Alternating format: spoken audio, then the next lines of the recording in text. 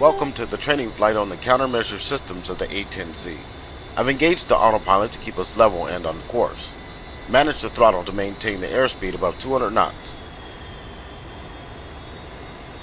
The countermeasure set CMS of the A-10C includes the countermeasure set control CMS C panel on the front dash, the countermeasure signal processor CMS P on the right console, the ALR-69 radar warning receiver RWR, the missile warning system MWS, and the chaff and flare dispensers. Let's take a quick look at the DSMS page to review our payload. We are carrying an ALQ-131 ECM pod on Station 1 and a pair of captive AIM-9Ms on Station 11. Press OSP 15 to return to the TAD page.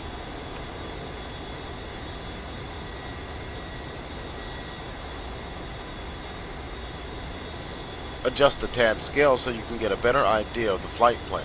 To do so, first make the TAD soy by pressing the HOTAS Coolie Hat left long command or hold the H key on the keyboard.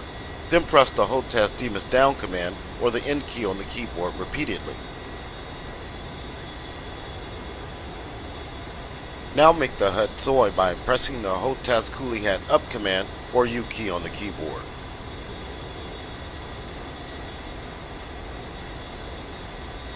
The CMS of the A-10 is capable of detecting, classifying, and actively counteracting both air and ground threats.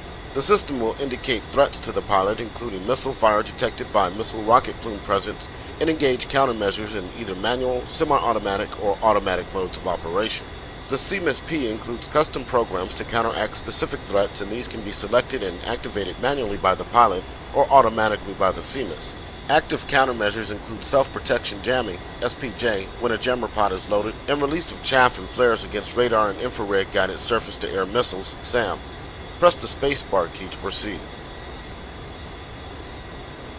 Let's first review the CMS P on the right console. The CMS P panel allows you to provide power to the countermeasure system and select the mode of operation between off, STBY, standby, MAN, manual, semi-automatic, and automatic. You can also view, select, and configure countermeasure programs here. The mode select dial selects between operational modes as follows. Off, no power is applied and the systems are not operational. Standby, power is applied, the CMS systems are operational and can be configured, but active countermeasures are not engaged. Manual, countermeasures will be activated by the pilot according to the program selected by the pilot. Semi, countermeasures will be activated by the pilot according to the program selected by the CMS depending on the type of threat. Automatic, countermeasures will be activated by the CMS according to the program selected by the CMS depending on the type of threat. Press the spacebar key to proceed. The CMS P display window indicates the current chaff remaining count, flares remaining count, RWR status, and current release program. The 4 system select switches enable disable power to the CMS P component systems, which include MWS Missile Warning System, JMR ALQ-131 ECM Pod, RWR ALR-69V Radar Warning Receiver, DISP Chaff Flare Dispensers. Press the spacebar key to proceed. Let's now take a look at the Countermeasures Set Control CMS C panel below the UFC. The top display window of the CMS C indicates the current status and program of the jammer ECM. The jammer status will indicate one of the following. Off, ECM system is disabled. SBY, ECM system is enabled, but not emitting. OPR, operating, ECM is active. The jammer programs include Air, defense against airborne target threats. SAM-1, defense against older generation SAM systems such as SA-3, SA-6, and SA-8. SAM-2, defense against later generation SAM systems such as the SA-10, SA-11, SA-15, and SA-19. AAA, defense against radar-guided anti-aircraft artillery systems such as the Zeus ZSU-23-4. Press the spacebar key to proceed. Press the JMR select button repeatedly to try cycling the jammer programs.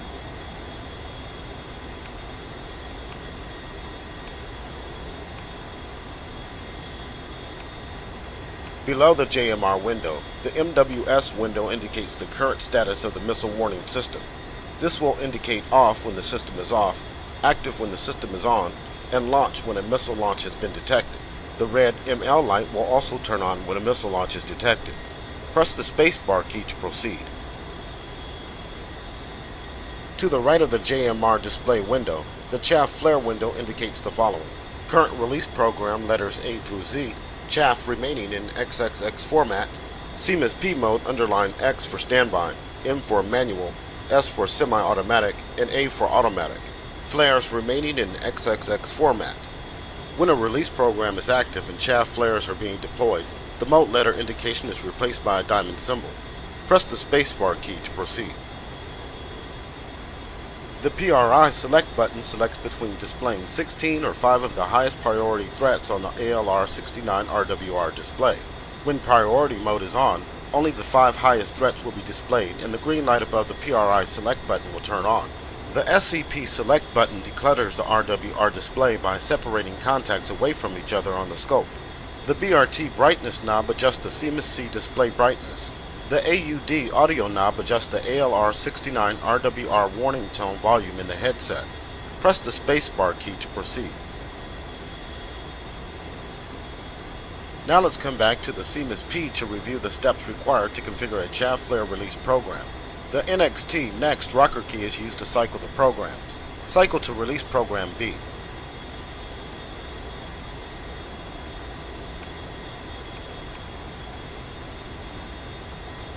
Right-click the DISP dispenser switch on the Cmas P to enter the program settings mode.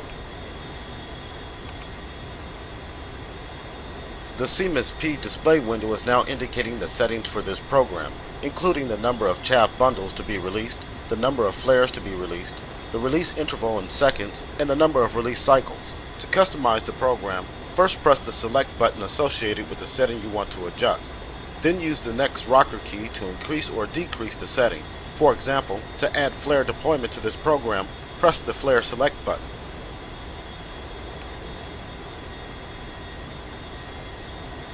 Now press the next rocker key up twice to set the flare release quantity for this program to 2. Press the return button to store the changes and return to the status screen.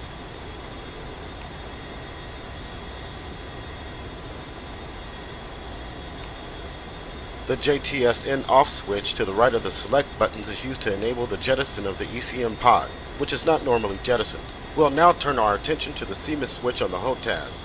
Regardless of what sensor is set as soy, the Cmas switch has the following 5 functions. Right, cycle to the next Cmas program. Left, cycle to the previous Cmas program.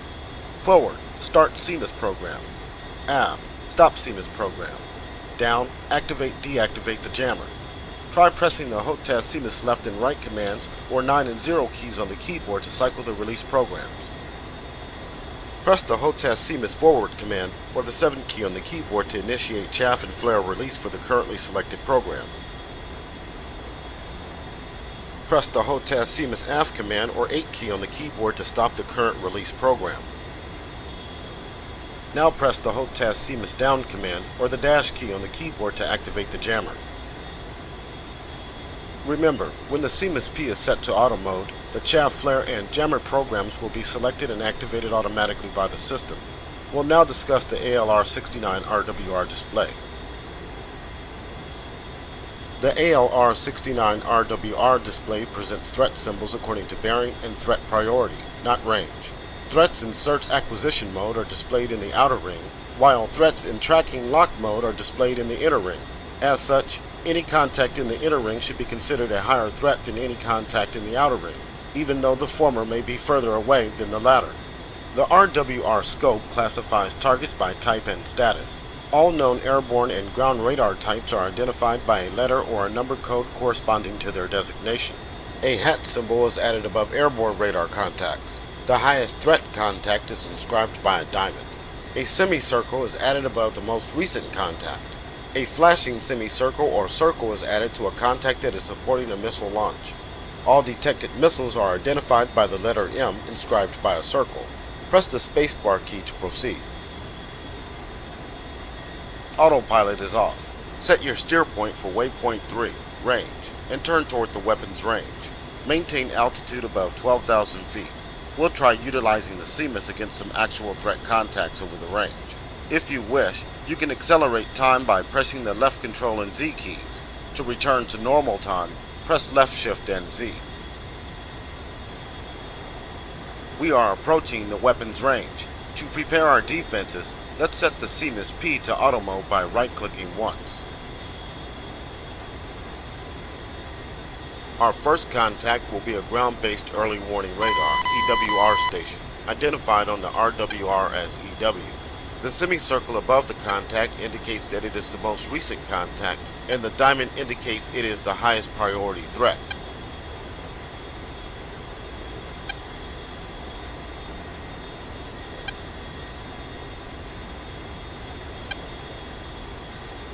We will now have an additional contact. A MiG-31 Foxhound is inbound from the southwest at beyond visual range. Note the hat symbol designating this contact as an airborne radar. The semicircle and diamond indications have switched to this contact to indicate it is the most recent and highest priority threat. Note the automatic activation of the jammer and release of countermeasures by the CMS. You can press the SEP select button on the CMS C to declutter the RWR scope. The MiG threat has been disabled. In the case of the Foxhound, the missile launch was detected by the RWR based on the signals of the MiG's radar. The launch was too far to be detected by the MWS directly, as it could not detect the rocket plume. Press the spacebar key to proceed. Our next contact will be an SA-15 SAM system at close range. In this case, the missile launch will be detected by the MWS. Monitor the CMS C and RWR indications.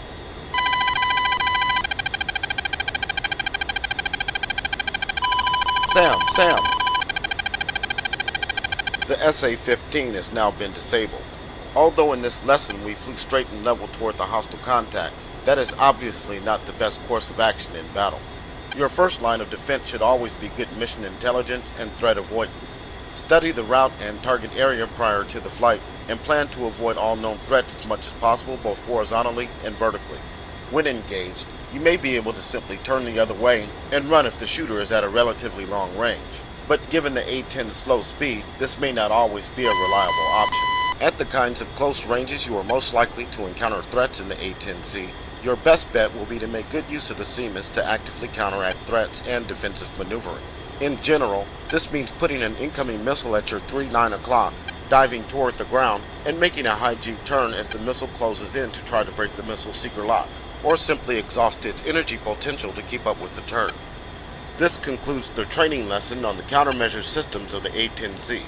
You can press the escape key on the keyboard to exit the mission.